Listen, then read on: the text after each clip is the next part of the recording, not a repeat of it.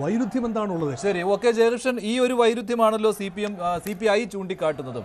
പക്ഷേ മന്ത്രിക്ക് നേരം വെളുത്തു എന്നും വേണമെങ്കിൽ പറയാം. കാരണം ഇത്രയും നാൾ എതിർത്തതിന് ശേഷം അംഗീകരിക്കുന്നു. അതുവഴി സംസ്ഥാനത്തെ മറ്റ് സ്കൂളുകളെ അവയ്ക്ക് കൂടി പ്രയോജനകരമാകുന്ന ഈ സർവശിക്ഷ അഭിയാന്റെ കീഴിൽ, ഇവിടെ പറയുമ്പോൾ സർവശിക്ഷ കേരള, അതിലേക്ക് ഫണ്ട് വരുന്നു. അപ്പോൾ അതൊരു ഗുണകരമായ കാര്യമാണല്ലോ. പക്ഷേ ഈ പറയുന്ന പോലെ ദേശീയ വിദ്യാഭ്യാസ നയം നടപ്പാക്കാതെ ഈ പാഠ്യപദ്ധതിയിൽ പോലും മാറ്റം വരുമല്ലോ. അതോ ഈ പറയുന്നത് പോലെ ഈ കുറച്ച് സ്കൂളുകളിൽ മാത്രം, ഈ തെരഞ്ഞെടുത്ത ബ്ലോക്കുകളിലെ 1-2 സ്കൂളുകൾ, അങ്ങനെ ഏതാണ്ട് 300ഓളം സ്കൂളുകൾ, അവിടെ മാത്രം നടപ്പാക്കിയാൽ മതിയോ? അങ്ങനെയും പറയുന്നുണ്ട്. അങ്ങനെയൊന്നും അല്ലല്ലോ അല്ലേ? ദേശീയ വിദ്യാഭ്യാസ നയം നടപ്പിലാക്കുമ്പോൾ കേരളത്തിലെ എല്ലാ സ്കൂളുകളിലും നടപ്പിലാക്കേണ്ടി വരില്ലേ? അതൊക്കെയല്ലേ നിങ്ങളുടെ എതിർപ്പിന് കാരണം? തീർച്ചയായും ഇവിടെ ഉന്നയിക്കപ്പെട്ട 1-2-3 കാര്യങ്ങൾ തന്നെ അതിന് മറുപടിയാണ്, ഉത്തരമാണ്. കേന്ദ്ര ഫണ്ട് എന്ന് പറയുന്നത് വെറുതെ തരുന്ന ഫണ്ട് അല്ലല്ലോ. മുമ്പ് ബജറ്റ് വിഹിതമായിട്ടാണ് ഓരോ ഇനത്തിലും പണം തന്നുകൊണ്ടിരിക്കുന്നത്.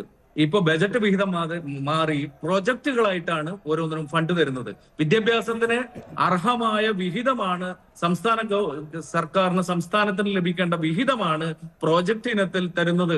അതിലൊന്നാണ് SSK. അത് ആ SSKയുടെ വിഹിതം പിടിച്ചു വെച്ചിട്ട് അതിന് ചില നിബന്ധനകളുണ്ട് എന്ന് പറയുന്നതിനെയാണ് ഞങ്ങൾ ചോദ്യം ചെയ്തത്. അല്ലാതെ അതിന് PM ശ്രീ അംഗീകരിച്ചാൽ മാത്രമേ SSKയുടെ ഫണ്ട് തരൂ, എങ്കിൽ മാത്രമേ ഭിന്നശേഷി കുട്ടികൾക്ക് പണം വേണ്ട സഹായം നൽകൂ, എങ്കിൽ മാത്രമേ ഉച്ചഭക്ഷണത്തിനുള്ള തുക തരൂ. ഇതൊന്നും കേന്ദ്രത്തിന്റെ ഔദാര്യമല്ലല്ലോ, കേന്ദ്രം തരുന്ന ഔദാര്യമല്ലല്ലോ ഇതൊന്നും. സംസ്ഥാനത്തിന്റെ വിഹിതം അർഹമായ വിഹിതമല്ലേ. ആ ഇനത്തിൽ ഇതെല്ലാം തരണമെങ്കിൽ നിങ്ങൾ ദേശീയ വിദ്യാഭ്യാസ നയത്തിലെ ഇന്ന കമ്പോണൻസ് കൃത്യമായി അവിടെ നടപ്പിലാക്കണം എന്ന് പറയുന്നു. ഇപ്പൊ പറഞ്ഞിരിക്കുന്നത് അതിന്റെ സ്ട്രക്ചറുകളെ കുറിച്ചാണ്. ഞങ്ങൾ ചോദ്യം ചെയ്തത് ഒറ്റ കാര്യം മാത്രമാണ്. എന്താണ് കേരളം ഇവർ പറഞ്ഞ PM ശ്രീയിലൂടെ നടപ്പാക്കാൻ ഉദ്ദേശിക്കുന്ന വിദ്യാലയങ്ങളുടെ ഘടന, അല്ലെങ്കിൽ അതിന്റെ സൗകര്യങ്ങൾ, അതിന്റെ മറ്റ് കുട്ടികൾക്ക് ലഭിക്കേണ്ട സൗകര്യം, ഇതെല്ലാം ഇതിനു മുമ്പേ മെച്ചപ്പെടുത്തി ആ നിലയിൽ നിന്നും മെച്ചപ്പെട്ട സംവിധാനമുള്ള സംസ്ഥാനമാണ് കേരളം.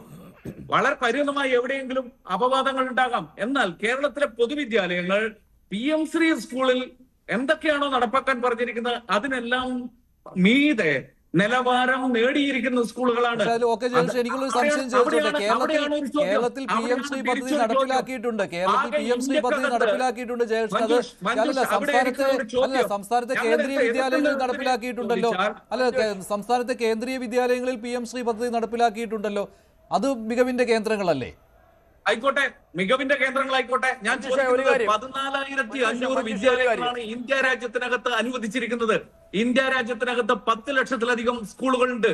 ആ 10 ലക്ഷത്തിലധികം സ്കൂളുകളിൽ 14,500 മികവിന്റെ കേന്ദ്രങ്ങളാണ് വേണ്ടത് എന്ന് പറയുമ്പോൾ, കഴിഞ്ഞ ദിവസം വന്നിരിക്കുന്ന ഒരു കണക്ക് പാർലമെന്റിനകത്ത് ചോദ്യത്തിന് ഉത്തരമായി വന്നിരിക്കുന്നത് 17,000 വിദ്യാലയങ്ങൾ 5 വർഷത്തിനകം ഈ ഇന്ത്യ രാജ്യത്തിനകത്ത് അടച്ചുപൂട്ടിയെന്നാണ്.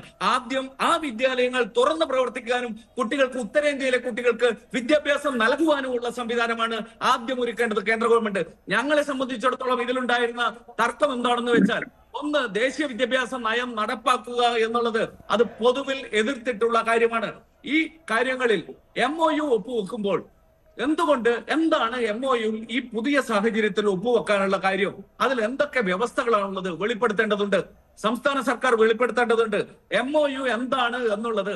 കാരണം PM ശ്രീയിൽ വെച്ചിരിക്കുന്ന MOU-ൽ പറയുന്നത് കരിക്കുലത്തിൽ മാറ്റം വരുത്തണം എന്നുള്ളതാണ്.